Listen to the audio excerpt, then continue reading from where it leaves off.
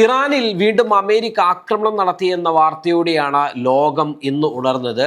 വീണ്ടും ആശങ്കകൾ ജനിപ്പിക്കുന്ന തരത്തിലുള്ള വാർത്തകൾ ലോകത്തിൻ്റെ മറ്റു പല ദിക്കുകളിൽ നിന്നും വരികയാണ്. പ്രധാനമായിട്ടും റഷ്യയുടെ ഭാഗത്തു നിന്ന് ഉക്രൈന് നേരെ അത്തരത്തിലുള്ളൊരു വാർത്ത വരികയാണ്.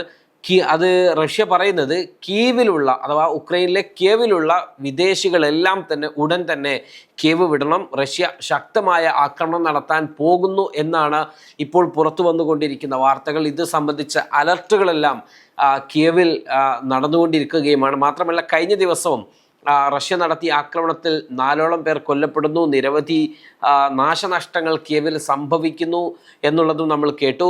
ഇങ്ങനെ ചെറിയൊരു ഇടവേളയ്ക്ക് ശേഷം ലോകം വീണ്ടും യുദ്ധമുൾമുനയിലേക്ക് നയിക്കപ്പെടുകയാണ് എന്നതിൻ്റെ സൂചനകൾ വരികയാണ്. ഇന്ന് പുലർച്ചെയോടെയാണ് അമേരിക്കൻ സൈന്യത്തിൻ്റെ ഭീകരമായ ആക്രമണം ഇറാനിൻ്റെ തുറമുഖ നഗരമായ ബന്ദർ അബ്ബാസിലും ഹോർമസിനോട് ചേർന്നുള്ള നഗരങ്ങളിലുമൊക്കെ നടക്കുന്നത്. ഇറാൻ്റെ മിസൈൽ ലോഞ്ചറുകൾ ലക്ഷ്യമിട്ടായിരുന്നു അമേരിക്കയുടെ ആക്രമണം. അതേസമയം തന്നെ ഹോർമസിൽ മൈനുകൾ നിക്ഷേപിക്കാൻ എത്തിയ ബോട്ടുകളെയും അമേരിക്കൻ വ്യോമസേന ബോംബിട്ട് തകർത്തിട്ടുണ്ട്. ഇവ പെട്രോളിങ്ങിനായുള്ള ബോംബുകളാണെന്നും മൈനുകൾ നിക്ഷേപിക്കുക എന്നത് അമേരിക്കൻ പ്രചാരണമാണെന്നും പറയപ്പെടുന്നുണ്ട്. സ്വയം പ്രതിരോധിക്കുവാനുള്ള അമേരിക്കയുടെ നീക്കത്തിന്റെ ഭാഗമാണ് ആക്രമണം എന്നാണ് സെൻകോം വ്യക്തമാക്കുന്നത്. ഇറാൻ സൈന്യം ഉയർത്തുന്ന ഭീഷണിയിൽ നിന്ന് തങ്ങളുടെ സൈന്യത്തെ രക്ഷിക്കുവാനാണ് ആക്രമണമെന്നും അമേരിക്കൻ സൈന്യം വ്യക്തമാക്കിയിട്ടുണ്ട്. ഒന്ന് ആലോചിച്ചു നോക്കൂ, ഒരു രാജ്യത്തിന്റെ അതിർത്തിയോടടുത്ത് കടന്നു വരിക, എന്നിട്ട് ആ രാജ്യം അവരുടെ സുരക്ഷയ്ക്കായി അവരുടെ രാജ്യത്ത് സ്ഥാപിച്ച ആയുധങ്ങൾക്ക് നേരെ ആക്രമണം നടത്തുക, എന്നിട്ട് ഇത് ഞങ്ങളുടെ സുരക്ഷയ്ക്കായി ഞങ്ങൾ ആക്രമിച്ചു എന്ന് പറയുക. അമേരിക്കക്ക് മാത്രം മനസ്സിലാകുന്ന ഈ അയുക്തി എന്ത് ലോകനീതിയാണ്? ഇതിനൊക്കെ അപ്പുറത്ത് അമേരിക്കയുമായി സമാധാനത്തുമായി ബന്ധപ്പെട്ട ഒരു കരാറിൽ ഏർപ്പെടാൻ ഇറാൻ വിദേശകാര്യ പ്രതിനിധികൾ ചർച്ചകൾക്കായി ഖത്തറിൽ എത്തിയ സമയത്ത് കൂടിയാണ് ഈ ആക്രമണം, ഈ പ്രകോപനം എന്നോർക്കണം. ഈ സമയത്ത് തന്നെയാണ് ബന്ദർ അബ്ബാസിനോട് ചേർന്ന 3 സ്ഥലങ്ങളിൽ സ്ഫോടനം ഉണ്ടാകുന്നത്. ആരാണ് സ്ഫോടനം നടത്തിയത് എന്നത് സംബന്ധിച്ച അറിവുകൾ ഇപ്പോഴും ലഭ്യമല്ല. അമേരിക്കൻ വിമാനങ്ങളെ ലക്ഷ്യം വെച്ചതിനെ തുടർന്നാണ് തങ്ങൾ ഇറാനെ ആക്രമിച്ചത് എന്നുമുള്ള വിവരങ്ങളും ഇപ്പോൾ വരികയാണ്. അതും ഇറാൻ വ്യോമ പ്രതിരോധത്തിന്റെ ഭാഗമായുള്ള സ്ഥലത്താണ് ആക്രമണം എന്നതും ശ്രദ്ധേയമാണ്. ഹോർമുസ് കടലിടുക്കിന് സമീപമുള്ള സിരിക്ക്, ജസ്ക് എന്നീ പട്ടണങ്ങളിലും ബോംബാക്രമണം നടന്നിട്ടുണ്ട്. സമാധാന കരാർ ഉടനെന്ന് മാർക്കോ റൂബിയോ വ്യക്തമാക്കിയതിന് തൊട്ടു പിന്നാലെയാണ് ഒട്ടും ധൃതിയില്ല, പതുക്കെ മതി എന്ന പ്രഖ്യാപനവുമായി പ്രസിഡന്റ് ട്രംപ് രംഗത്തെത്തുന്നത്. ഇതിന് തൊട്ടു പിന്നാലെയാണ് ആക്രമണം എന്നതും ഇവിടെ എടുത്തു വായിക്കേണ്ട ഒന്നാണ്.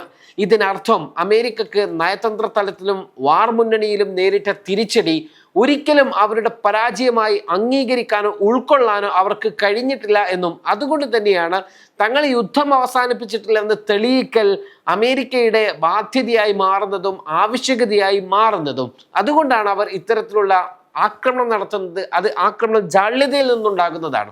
കുറേയധികം കാലത്തേക്ക് ഹോർമുസിൽ ഇറാനിലേക്ക് വരുന്നതും പോകുന്നതുമായ കപ്പലുകളെ തടയുക വഴി ഇറാനെ കൂടുതൽ വരിഞ്ഞു മുറുക്കി അവശരാക്കിയ ശേഷം കൂടുതൽ തീവ്രമായ ആക്രമണം നടത്തി ഇറാന്റെ നട്ടെല്ലൊടിക്കാമെന്നതാണ് ഇപ്പോഴത്തെ അമേരിക്കയുടെ കുതന്ത്രം എന്ന വിലയിരുത്തലുകളും വരുന്നുണ്ട്. അങ്ങനെ വിലയിരുത്തുന്നവരുണ്ട്. ഒരു കരാറുകളും ബാധകമോ അതുപോലെ തന്നെ കരാറിൽ നീതിയോ അമേരിക്കയിൽ നിന്നും പ്രതീക്ഷിക്കേണ്ടെന്ന നിർദ്ദേശം അതുകൊണ്ട് തന്നെ ഇറാനുമുണ്ട്.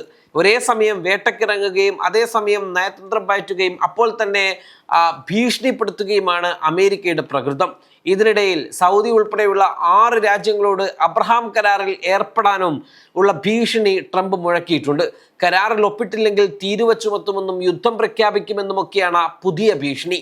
ഏതായാലും ഇറാന് നേരെ നടത്തിയ ആക്രമണം ഇറാൻ ഗൗരവത്തോടെയാണ് ഉൾക്കൊള്ളുന്നത്.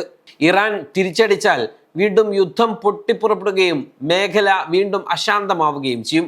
യുദ്ധം ഒരിക്കലും തീരരുതെന്ന് ആഗ്രഹിക്കുന്ന നെതന്യാഹുവിൻ്റെ കറുത്ത കരങ്ങളും ഈ ആക്രമണത്തിന് പിന്നിലുണ്ടെന്ന് സംശയിക്കപ്പെടുന്നവരും ഏറെയാണ്. Waytonikah.com, the exclusive Muslim matrimonial site.